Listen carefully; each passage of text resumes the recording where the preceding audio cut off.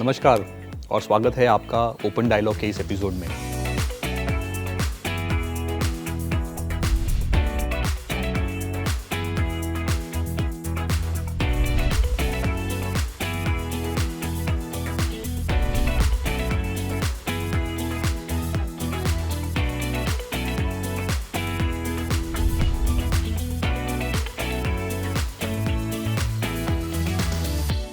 आज का एपिसोड बड़ा इंटरेस्टिंग एपिसोड है क्योंकि ये हम सब की ज़िंदगी को इम्पैक्ट करता है। आज का टॉपिक है बजट।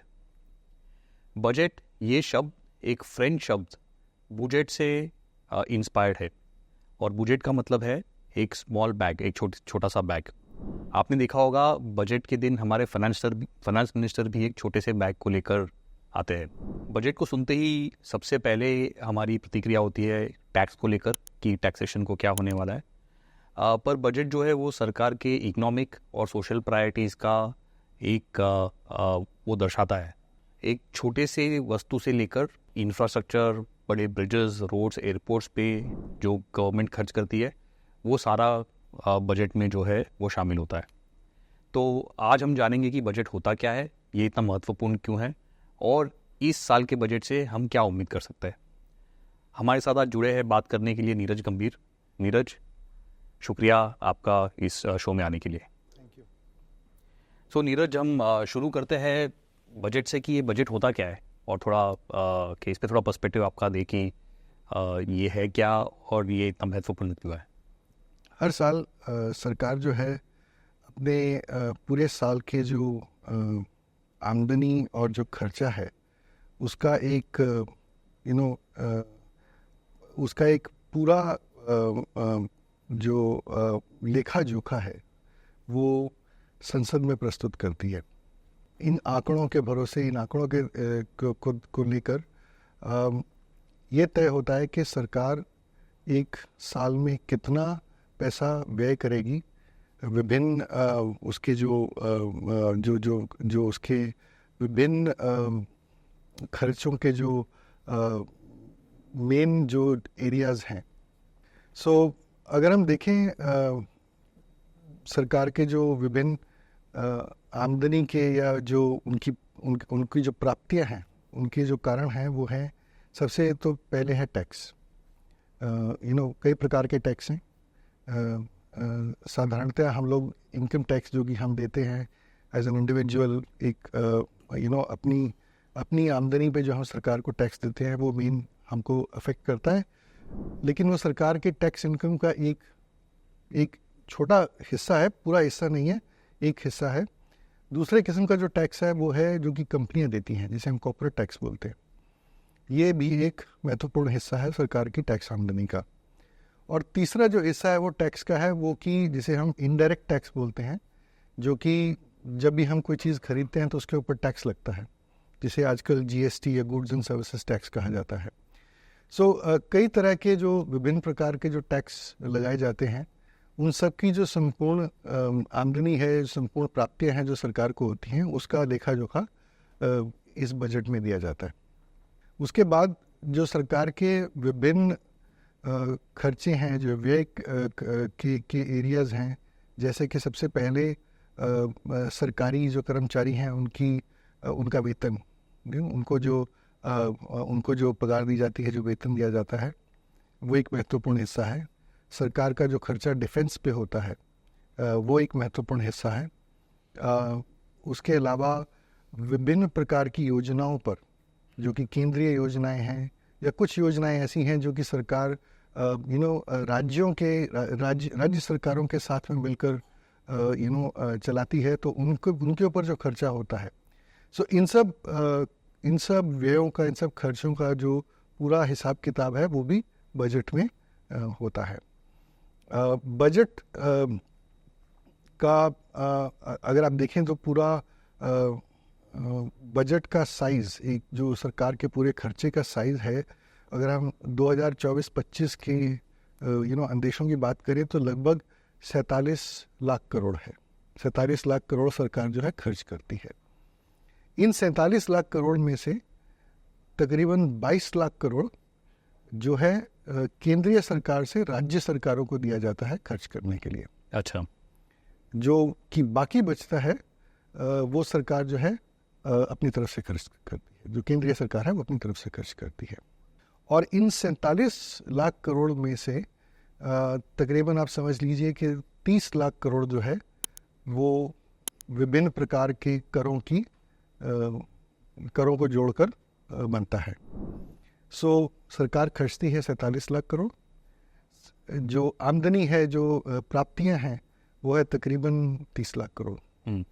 तो 47 और 30 के बीच का जो डिफरेंस है, जिसे हम फिस्कल डेफिसिट कहते हैं, जो कि एक तरह से सरकार के पास कम आमदनी है, वो सरकार बाजार से बोरो करती है, ऋण लेती है, जिसे कि हम मार्केट बोरिंग्स कहते हैं। तो जो फिस्कल डेफिसिट जो है, जो डिफरेंस है आमदनी के बीच में और खर्चे के बीच में, इसको बोरो करके कंप्लीट किया जाता है। तो इसका भी पूरा विवरण जो है बजट के अंदर दिया जाता है। तो एक प्रकार से बजट जो है सरकार के पूरे साल के अकाउंट्स और एक्सपेक्टेड जो है खर्चा है, जो अंदेशित खर्चा है, उसका पूरा हिसाब किताब है। ये तो मेन जिसे बोलते हैं कि प्रमुख बजट का उद्देश्य है। किंतु over a period of time historically हमने बजट में सिर्फ सरकार के खर्चे, आमदनियाँ और उनके आंकड़ों के अलावा बहुत सारी अलग चीज़ें भी जोड़नी हैं। जैसे इनमें विभिन्न नीतियों के बारे में, आर्थिक नीतियों के बारे में भी सरकार बात करती है। तो एक बहुत महत्वपूर्ण जो हिस्सा होता है कि वो आने वाले वर्ष में केंद्रीय सरकार की क्या मुख्य उद्देश्य हैं नीतियों को लेकर, उनके बारे में चर्चा की जाती है, और उनके ऊपर कितना खर्चा किया जाएगा और उस खर्चे से कितना प्रभाव पड़ेगा अर्थव्यवस्था पे, उसके बारे में भी चर्चा की जाती है।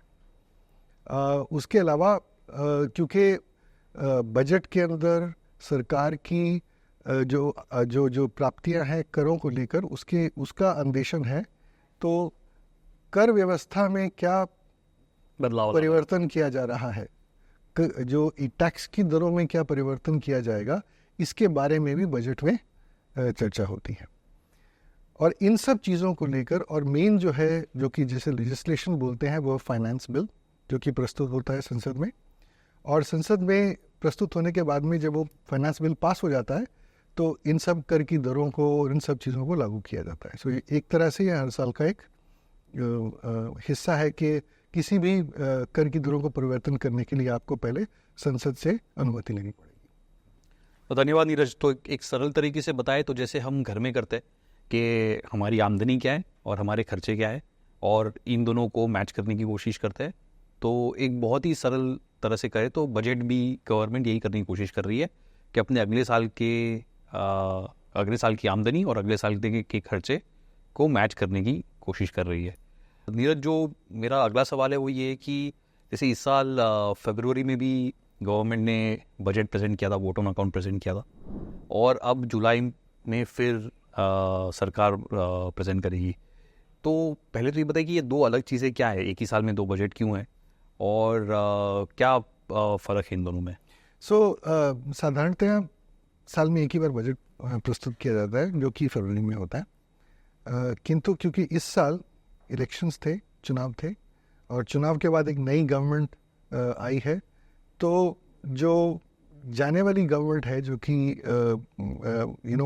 जो फरवरी में जो बजट प्रस्तुत किया गया, उसे इंटरिम या अंतरिम बजट कहा जाता है, जिसके अंदर के केवल उतना ही डिटेल दिया जाता है जो कि उस पीरियड के लिए, जब तक कि नई सरकार ना आए, उसके लिए लागू हो। तो एक तरह से वो एक कर्टेल्ड सा बजट है, थोड़ा लिमिटेड बजट है, जिसको सरकार प्रस्तुत करती है।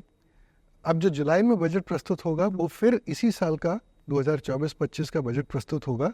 वो एक तरह से अब पूरा कंप्लीट बजट होगा, और इसमें जो है पुराने बजट के, जो 24-25 के पुराने बजट जो प्रस्तुत किए गए थे फरवरी में, उसके मुकाबले कुछ परिवर्तन भी होंगे।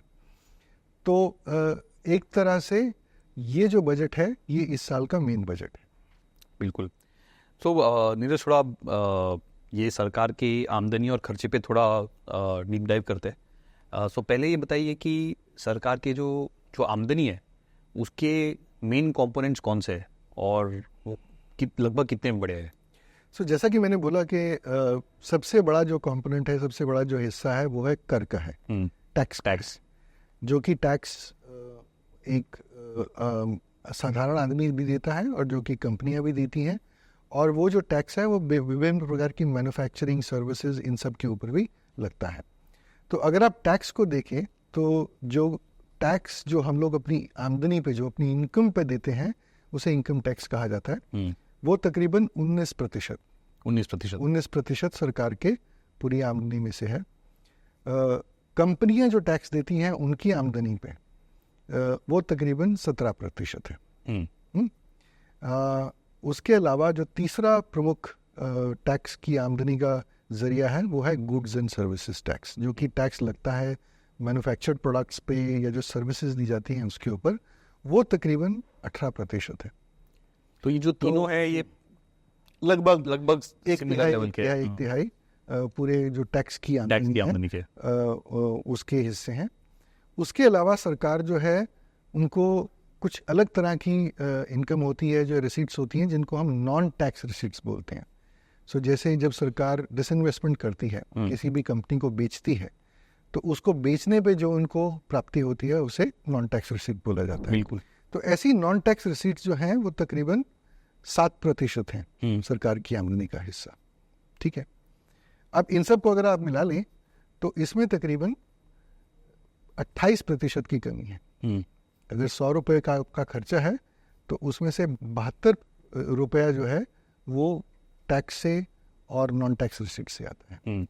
बाकी का जो 28% है वो सरकार बाजार में बोरो करती है, तो उनको जो है बोरोइंग्स और अदर लायबिलिटीज बोला जाता है। तो 28% जो है पूरे साल का खर्चा सरकार को बोरो करना पड़ता है। ये मैं तकरीबन 2024-25 के जो फरवरी में बजट की प्रस्तुति की गई थी उसके बेसिस पे आपको डिटेल दे रहा हूँ।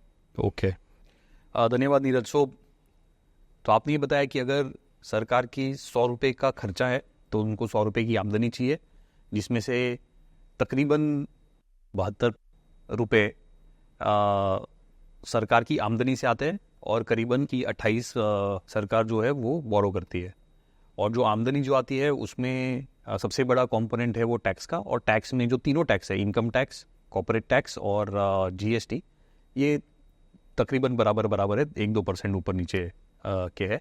और बाकी का जो बचा है वो आता है नॉन टैक्स रेवेन्यू से, जैसे डिसइन्वेस्ट हो गए या फिर डिविडेंड हो गया, जो पीएसयू से डिविडेंड आता है या आरबीआई से डिविडेंड आता है, वो एक और एक कंपोनेंट हो गया।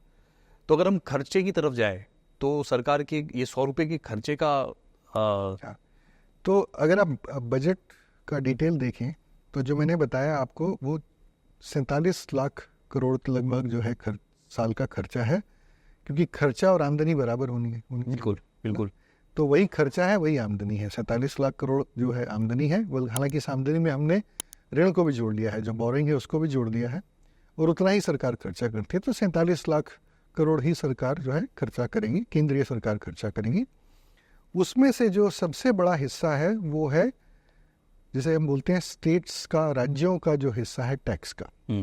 20% जो है वो राज्यों को उनका हिस्सा दिया जाता है टैक्स के लिए। ठीक है, तो सरकार ने जो भी टैक्स कलेक्ट करा है उसमें से कुछ कंपोनेंट वो जो राज्यों को दे दिया जाता है, क्योंकि ये कई सारे जो टैक्स ऐसे होते हैं वो पूरे इंडिया लेवल पे लागू होते हैं। बिल्कुल, जैसे जीएसटी है वो पूरा एक सिंगल टैक्स है पूरे देश के लिए। तो कलेक्शन उसकी जो होती है वो सरकार करती है, और उसका कुछ हिस्सा राज्यों को दे दिया जाता है उनके खर्चे के लिए। उसके अलावा जो अगला बड़ा हिस्सा है वो है जिसे हम बोलते हैं कि केंद्रीय क्षेत्र की योजनाएं, सेंट्रली स्पॉन्सर्ड सेंट्रल स्कीम्स, जो कि प्रमुख सेंट्रल स्कीम्स हैं जिनके ऊपर खर्चा किया जाता है, वो तकरीबन 16% है बजट का। तो ये एक दूसरा जो बड़ा हिस्सा है। तीसरे जो बड़े हिस्से हैं वो दो चीज़ें हैं। एक तो सब्सिडीज़ हैं जो सरकार विभिन्न क्षेत्रों में, जैसे फूड सब्सिडी देती है, फर्टिलाइज़र सब्सिडी देती है, तो इन सब सब्सिडीज़ में तकरीबन 6% खर्चा किया जाता है। 8% खर्चा जो है वो डिफेंस पे है। जो डिफेंस इस्टेब्लिशमेंट है हमारी, आर्मी, नेवी, एयरफोर्स, इनके ऊपर जो कुल खर्चा होता है वो 8% सरकार का पूरा बजट का है। 4% सरकार का खर्चा पेंशन्स पे जाता है, जो केंद्रीय एम्प्लॉयज़ हैं उनकी पेंशन्स के ऊपर। एक और किस्म की स्कीमें हैं जिनको कि सेंट्रली स्पॉन्सर्ड स्कीम कहा जाता है।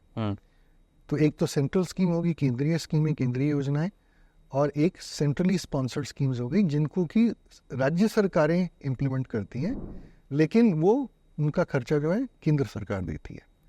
तो ये तकरीबन बजट का 8% है।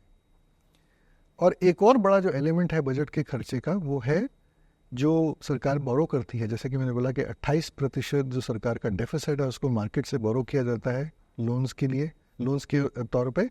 उस पे जो ब्याज देना पड़ता है सरकार को, वो ब्याज तकरीबन 20% पूरे बजट का हिस्सा है। तो अगर आप बजट के डॉक्यूमेंट्स देखें जो कि फाइनेंस मिनिस्ट्री की वेबसाइट पे अवेलेबल हैं, तो उस पर पाई चार्ट रहता है जिसमें कि आप दिखाते हैं कि विभिन्न जो आमदनी के जरिए हैं और जो विभिन्न खर्चों के जो मेन एरियाज हैं उनके बारे में ये सब डिटेल दी जाती है। ये बहुत ही इंटरेस्टिंग बात करी आपने कि अगर हम सरकार के खर्चे को देखें तो एक्चुअली हमारे जो सबसे बड़ा खर्चे का कंपोनेंट है वो इंटरेस्ट पेमेंट है। तो हम सबसे ज़्यादा खर्चा कर रहे हैं जो हमने ऋण लिया है उसके लिए इंटरेस्ट देने पर। तो इस पर आएंगे कुछ देर में नीरज की हमारी ये फिस्कल डेफिसिट और उसके क्या इम्प्लीकेशंस और कैसे मैनेज करें। अब ये जो आमदनी और खर्चों की तरफ देखे तो ये तो स्टैटिक पिक्चर है 1 साल का, बट अगर हम थोड़ी सी मूवी देखें कि पिछले 5 साल में या 10 साल में या 15 साल में ये इसमें क्या चेंजेस आए हैं, तो उस पर कुछ आपकी टिप्पणी कीजिए। तो सबसे बड़ा जो आमदनी का जरिया है वो टैक्स, और टैक्स जो है वो एक लिमिटेड सेट ऑफ पीपल ही दे रहे हैं। पूरा देश जो है वो पूरी तरह से टैक्स नहीं देता है। तो इनकम टैक्स की बात कर रहे हैं आप? Income tax, corporation tax, right. तो एक जो सबसे महत्वपूर्ण चीज़ देखी जाती है कि tax as a percentage of GDP कैसे चेंज हुआ है over a period of time. क्योंकि हमने 2014 में मेरे ख्याल से जीएसटी के बारे में बात की थी। उसको इम्प्लीमेंट हुए भी 5-6 साल हो चुके हैं। तो एक बड़ा जो कारण था जीएसटी को लगाने का, स्टेट लेवल्स पे कई सारे टैक्सेस होते थे, एक्साइज टैक्स, वैट, उन सबको हटाकर एक जीएसटी लाया गया ताकि एक साधारण और एक सिंपल टैक्स रिजीम रहे इस कंट्री के अंदर। और उसका कारण था कि अगर वो टैक्स रिजीम अगर सिंपल रहता है तो टैक्स की कंप्लायंस बढ़ती है और टैक्स की कलेक्शन बढ़ती है। किंतु अभी उसका पूरा जो है वो असर देखने को नहीं मिला है। अगर आप देखें total tax to GDP ratio वो अभी भी हमारा जो है 10% के आसपास है, और पिछले 10-12 सालों में 10% ही रहा है, राइट। और वो उतना बड़ा नहीं है जितना कि बढ़ना चाहिए था। तो ये एक मेन मुद्दा है जहाँ तक कि सरकार की आमदनी और खर्चों का सवाल है।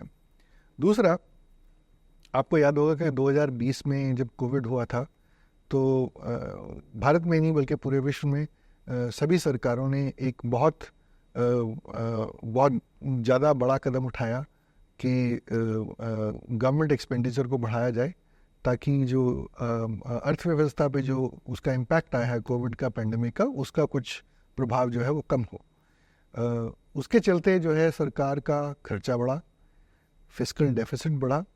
वो फिस्कल डेफिसिट जो है तकरीबन जो कि हम तकरीबन 3.5% जीडीपी के आसपास थे कोविड से पहले, वो हम बढ़कर तकरीबन 9% पहुंच गए केंद्रीय सरकार के लिए। तो एक बहुत बड़ा परिवर्तन हुआ सरकार के बजट में जिसमें कि फिस्कल डेफिसिट की बढ़ोतरी हो गई, और उस फिस्कल डेफिसिट के चलते सरकार की बोरोइंग्स बहुत बढ़ गई। तो यही एक मेन कारण है कि एक तो टैक्स इनकम जो है वो बढ़ी नहीं है जिस तरह से बढ़नी चाहिए थी। दूसरा, कोविड हुआ तो कोविड के चलते खर्चे बढ़ गए, और उसके चलते जो है बोरोइंग्स बढ़ गई। तो इंटरेस्ट इनकम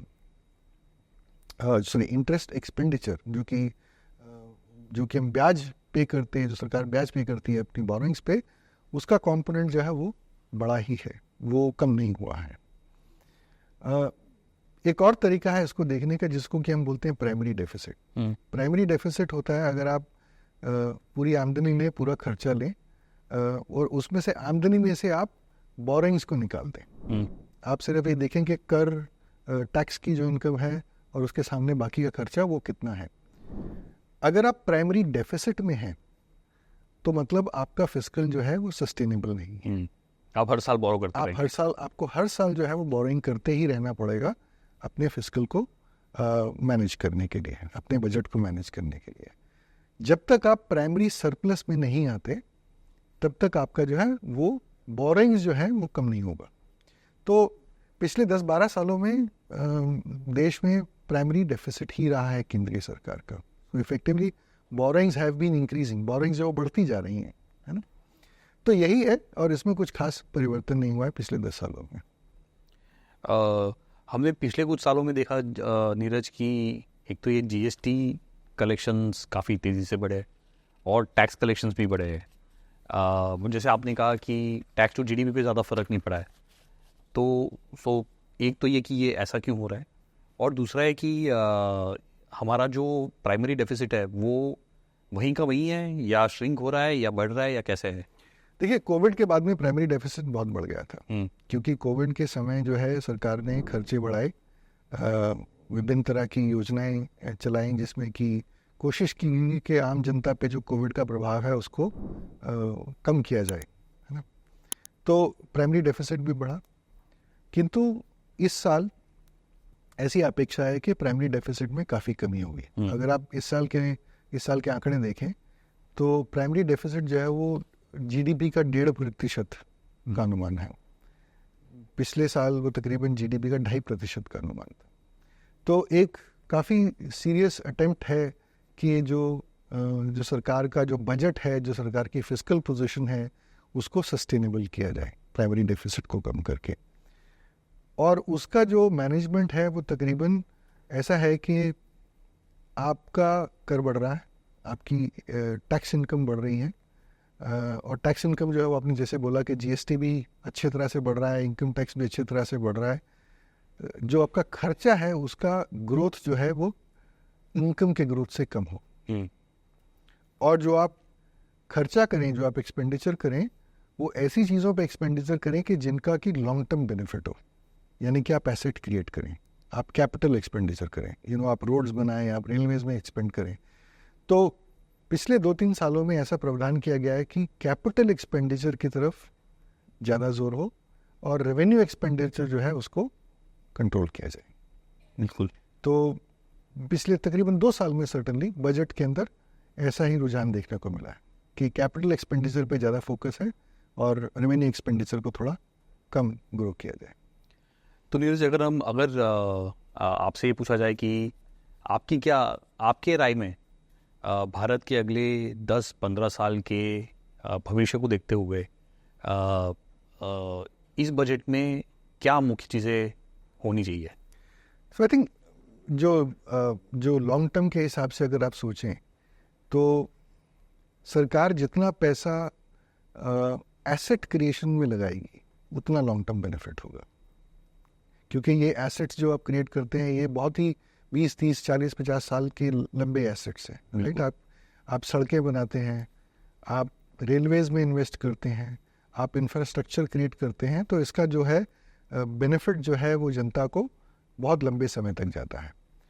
तो कैपिटल के ऊपर जितना फोकस है वही लॉन्ग टर्म बेनिफिट को जाता है। दूसरा, बजट को सस्टेनेबल करने के लिए, सरकार की फिस्कल पोजीशन को सस्टेनेबल करने के लिए फिस्कल डेफिसिट को कंट्रोल करना बहुत ज़रूरी है। जैसा कि मैंने बोला कि कोविड के समय फिस्कल 3.5 से 9% फिस्कल डेफिसिट हमारा हो गया। इस बार के बजट में भी, जो फरवरी में बजट प्रस्तुत किया गया था, उसमें भी फिस्कल डेफिसिट को अपेक्षा के अपेक्षित से ज़्यादा अनुमानित तरीके से ज़्यादा कम किया गया, ताकि जो है हमारा सस्टेनेबिलिटी बजट की जो बढ़े। और अभी भी यही अपेक्षा है कि जो भी सरकार की आमदनी बढ़ेगी उसका मेन फोकस वो रहेगा कि फिस्कल डेफिसिट को मैनेज किया जाए और कैपिटल एक्सपेंडिचर के ऊपर ज़्यादा ध्यान दिया जाए। तो जैसे आपने कहा कि हम 3.5 से 9% पहुंच गए। 9% से मेरे ख्याल से पिछले साल हम एंड किए 5.6% पे, और इस वोट ऑन अकाउंट पे गवर्नमेंट ने जो प्रोजेक्ट किया है अगले साल के लिए वो 5.1% है। तो आपके राय में ये और भी कम होगा ये जुलाई वाले इसमें, या? देखिए, 2-3 चीज़ें हुई हैं फरवरी से लेकर जुलाई तक। सबसे पहले तो ये है कि जो इनकम टैक्स और जीएसटी है, उनके जो रुझान हैं वो अपेक्षित तरीके से ज़्यादा बेहतर आए। हाँ, तो सरकार की आमदनी जो थोड़ी बेहतर हुई है उससे। दूसरा, रिजर्व बैंक ऑफ इंडिया ने जो डिविडेंड दिया है सरकार को 2,10,000 करोड़ का, वो भी काफ़ी ज़्यादा है अनुमान से। जो कि फरवरी में जो अनुमान लगाया गया था वो 1,10,000 करोड़ का था, और जो दिया गया मतलब लगभग 1 लाख करोड़ एक्स्ट्रा एडिशनल दिया गया है, सरकार को मिला है। और ऐसी अपेक्षा है कि डिविडेंड इनकम और जो ऐसी इनकम है वो थोड़ी ज़्यादा रहेगी फरवरी के जो एस्टिमेट है उसके मुकाबले, जो पब्लिक सेक्टर से जो डिविडेंड आ रहे हो। पब्लिक सेक्टर से डिविडेंड आ रहे हैं। तो ऐसा लगता है कि अगर आप अब जुलाई में बैठ के अगर उसको दोबारा बजट को बनाए तो 2-3 चीज़ें हो सकती हैं। एक तो जो जीडीपी ग्रोथ के जो एस्टिमेट्स हैं वो बेटर हैं। तो अब जीडीपी ग्रोथ के जो एस्टिमेट्स को अगर बेटर किया जाए तो ओवरऑल इकोनॉमी अगर बेटर है तो उससे जो है टैक्स पे भी प्रभाव पड़ेगा, और उससे जो है दूसरी आमदनियों पे भी प्रभाव पड़ेगा। सो ये देखना है कि जुलाई के बजट में सरकार जो कि इन्होंने जीडीपी के एस्टिमेट को, जैसे नॉमिनल जीडीपी एस्टिमेट बोलते हैं, उसको कितना चेंज करती है। जब फरवरी में बजट प्रस्तुत किया गया था तो नॉमिनल जीडीपी जो है वो 10.5% से ग्रो करेगी, ऐसा एस्टिमेशन था, ऐसा विचार था। अब जब करेंगे तो 10.5 को वो 11 करते हैं या 11.5 करते हैं या उतना ही रखते हैं, वो एक पहली चीज़ जो है वो देखने लायक वाली होगी। दूसरा, क्योंकि इनकम बेटर है तो बजट का साइज मेरे ख्याल से बढ़ जाएगा। 47 लाख करोड़ की बजाय मेरे ख्याल से वो 49 लाख या 50 लाख करोड़ के आसपास पहुंचने की उम्मीद हो सकती है। और अगर इनकम बेटर है तो उसको कहाँ पे खर्च किया जा रहा है, या उसको खर्च ना करके फिस्कल डेफिसिट को कम किया जा रहा है, ये दोनों तरीके हैं। तो अगर आप मान लीजिए कि पूरी की पूरी अगर इनकम, जो एडिशनल इनकम आती है सरकार को अभी, उसको सरकार खर्च ना करके सिर्फ फिस्कल डेफिसिट को ही इम्प्रूव करती है, तो जो 5.1% का फिस्कल डेफिसिट का अनुमान था फरवरी में, वो अभी जुलाई में घटकर 4.9% रह जाएगा। तो तकरीबन 20 बेसिस पॉइंट्स की इम्प्रूवमेंट हो सकती है। और अगर सरकार इस पूरी आमदनी को, चाहे रेवेन्यू एक्सपेंडिचर हो या चाहे कैपिटल एक्सपेंडिचर हो, उसमें खर्च कर देती है तो फिर फिस्कल डेफिसिट वहीं का वहीं रहेगा, लेकिन एक्सपेंडिचर जो है उसका एस्टिमेट जो है वो बढ़ जाएगा, कैपिटल एक्सपेंडिचर का एस्टिमेट भी बढ़ जाएगा। सो मेरा अनुमान है कि पूरा इस तरफ भी नहीं जाएंगे और पूरा उस तरफ भी नहीं जाएंगे, समवेयर इन द मिडल। हो सकता है कि सरकार 5.1% की बजाय 5% के फिस्कल डेफिसिट की बात करे, और थोड़ा जो है वो एडिशनल इनकम है उसको और कैपिटल एक्सपेंडिचर किया जाए, इसकी तरफ जोड़ दे। तो नीरज, जो बजट से लेके जो लोगों में सबसे ज़्यादा उत्सुकता होती है वो इनकम टैक्स को लेकर होती है। अब इनकम टैक्स के बारे में बहुत सारी, हर बजट के दौरान बहुत सारी बातें चलती है। तो आपको क्या लगता है इस बजट में क्या होगा? देखिए, जहाँ तक इनकम टैक्स का सवाल है, सरकार ने मतलब टैक्स रेट्स को काफ़ी स्टेबल रखा है पिछले कुछ सालों में। उसमें ज़्यादा परिवर्तन नहीं किया है, उसमें ज़्यादा छिड़ाखानी नहीं की है। और मेरी अपेक्षा है वो यही है कि इस साल भी वैसा ही रहेगा, जुलाई में भी वैसा ही रहेगा। हो सकता है जो न्यूनतम टैक्स की दरें हैं, जो कि बेस स्लैब है, उसमें थोड़ा परिवर्तन किया जाए। वो करना पड़ता है क्योंकि आपको उसको इन्फ्लेशन एडजस्ट करना पड़ता है, इन्फ्लेशन के हिसाब से आपको उसको बढ़ाते रहना पड़ता है, तो शायद उसमें थोड़ा सा परिवर्तन हो। और उस परिवर्तन का जो सबसे ज़्यादा फ़ायदा होता है वो एक वाइडर ऑडियंस को होता है, एक वाइडर पॉपुलेशन को होता है, क्योंकि बहुत सारे लोग जो हैं वो उस टैक्स ब्रैकेट में आते हैं। तो वो एक तरह से वो थोड़ा पॉपुलिस्ट भी हो जाता है। तो हो सकता है कि उसमें थोड़ा परिवर्तन किया जाए। उसके अलावा कोई बिग टिकट टैक्स चेंज मेरी अपेक्षा नहीं है कि ऐसा हो। और इसीलिए जो टैक्स का जो कलेक्शन है वो एक टैक्स रेट के बेसिस पे नहीं, बल्कि जो बेटर कंप्लायंस है, वाइडनिंग ऑफ टैक्स बेस है, उसके बेसिस पे होगा। सो टैक्स को लेकर आई थिंक बहुत सारी बातें की जाती हैं कि शायद एसटीटी में चेंज किया जाए, शायद कैपिटल गेन्स टैक्स में चेंज किया जाए। मुझे लगता नहीं कि सरकार बहुत ज़्यादा परिवर्तन करेगी इन सब चीज़ों। और आखिरी सवाल नीरज की, इन सब का मार्केट बोरोइंग्स पे क्या इम्पैक्ट होगा? देखिए, ऐसा है कि सरकार का जो घाटा है, जिसे कि फिस्कल डेफिसिट बोलते हैं, बजट में घाटा जो है, उसको पूरा किया जाता है बाजार से पैसा बोरो करके। और वो जो पैसा बोरो होता है वो बॉन्ड मार्केट में होता है। बॉन्ड मार्केट में सरकार सबसे बड़ी बोरोअर है। और जो सरकार का बोरोइंग का रेट है, जिसे गवर्नमेंट बॉन्ड यील्ड्स बोलते हैं, उससे पूरी की पूरी अर्थव्यवस्था पे बहुत बड़ा फर्क पड़ता है, क्योंकि उस रेट से नीचे कोई बोरो नहीं कर सकता। अगर आपको, मुझे, किसी अच्छे कॉर्पोरेट को बोरो करना है, तो उस रेट से ही आप ऊपर ही बोरो करेंगे, सरकार के रेट के नीचे आप नहीं बोरो करेंगे। तो जब भी फिस्कल डेफिसिट कम होता है, सरकार की बोरो करने की जो रिक्वायरमेंट है वो कम होती है, तो बॉन्ड यील्ड्स जो हैं वो बेटर होती हैं, वो कम होती हैं, और इकोनॉमी में जो इंटरेस्ट रेट्स हैं वो कम हो जाते हैं। तो अगर सरकार के बजट में जुलाई में फिस्कल डेफिसिट को कम किया जाता है और उसके चलते जो सरकार की बोरोइंग की रिक्वायरमेंट है वो कम हो जाती है। देखिए, अनुमान था फरवरी में कि तकरीबन 16,85,000 करोड़ ग्रॉस बेसिस पे सरकार बोरो करेगी। अगर फिस्कल डेफिसिट को आप 5.1 की बजाय 4.9 कर देते हैं, तो वो 16,86,000 घट के 16,25,000 तक रह सकता है। तो 50,000 का, 50 से 60,000 का फर्क आ सकता है उसमें।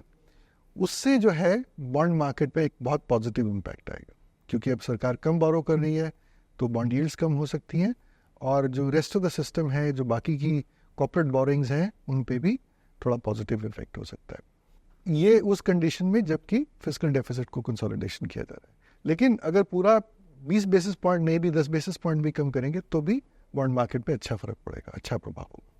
और इससे ये होगा कि इन जनरल मार्केट में थोड़े इंटरेस्ट रेट शायद कम हो, और अगर इंटरेस्ट रेट कम होते तो वो ग्रोथ को भी एक हाँ, मतलब इंटरेस्ट रेट्स का कम होना, ब्याज की दरों का कम होना, जो तकरीबन वो उसका पॉजिटिव इफेक्ट आता है ग्रोथ पे और कैपिटल इन्वेस्टमेंट्स पे और इन्वेस्टमेंट एक्टिविटी पे। तो इसीलिए कहा जाता है कि सरकार अगर कम बोरो करेगी तो प्राइवेट सेक्टर को बोरो करने के लिए ज़्यादा स्पेस अवेलेबल है। सो क्राउडिंग आउट नहीं होगा प्राइवेट सेक्टर का। तो फिस्कल कंसोलिडेशन ब्याज की दरों के लिए, इंटरेस्ट रेट्स के लिए सबसे बहुत महत्वपूर्ण चीज़ है। बहुत ही बढ़िया नीरज जी। बिल्कुल ही आखिरी सवाल, इस इलेक्शन के बाद बहुत चर्चा चली कि ये बजट शायद पॉपुलिस्ट हो सकता है।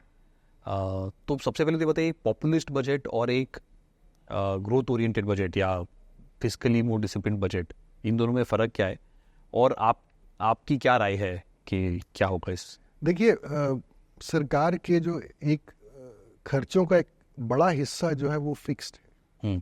सैलरीज देनी है आपको, इंटरेस्ट देना करनी है, करेक्ट, आपको डिफेंस पे खर्चा करना है, करेक्ट, ये सब 3-4 चीजें जो है आपको फर्टिलाइजर सब्सिडीज देनी है, ये सब चीजें जो है एक फिक्स्ड कॉम्पोनेंट है, जो कि साल दर साल आप उसको ज़्यादा परिवर्तन नहीं कर सकते। परिवर्तन आप कहाँ कर सकते हैं, चेंज आप कहाँ कर सकते हैं, जो आपकी स्कीम्स हैं, सेंट्रल गवर्नमेंट स्कीम्स हैं, या जैसे आप MNREGA है जो कि अनएम्प्लॉयमेंट को लेकर स्कीम है। तो अगर सरकार, जिसे बोलते हैं रेवेन्यू एक्सपेंडिचर में, इन स्कीम्स के ऊपर ज़्यादा खर्चा करती है तो इसका प्रभाव इमीडिएटली महसूस होता है। जिसे बोलते हैं कि लोगों के जेब में पैसा डालना, है ना।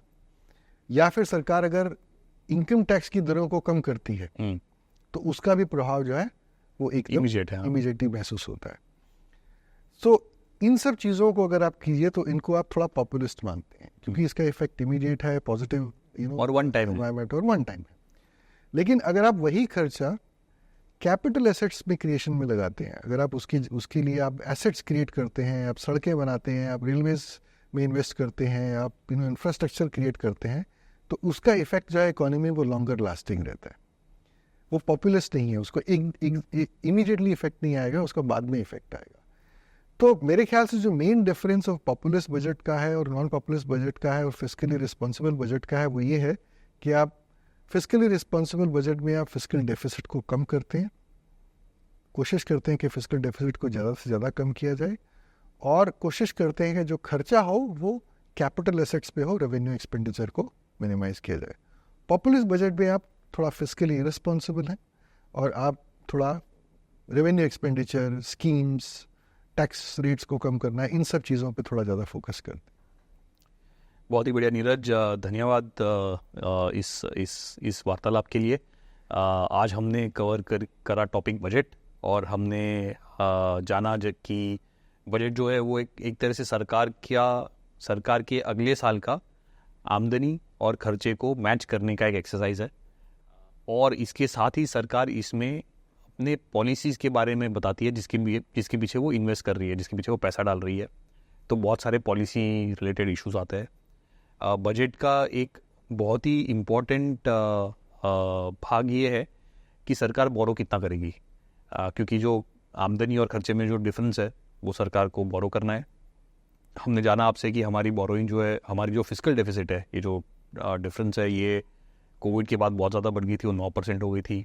अब आके वो पिछले साल 5.6% हो चुका है, और इस वोट ऑन अकाउंट में ऑलरेडी उन्होंने 5.1% का बोला हुआ है, और आपके हिसाब से ये मोस्ट लाइकली जुलाई में और भी कम होगा, शायद 4.9 होगा या 5% हो जाएगा।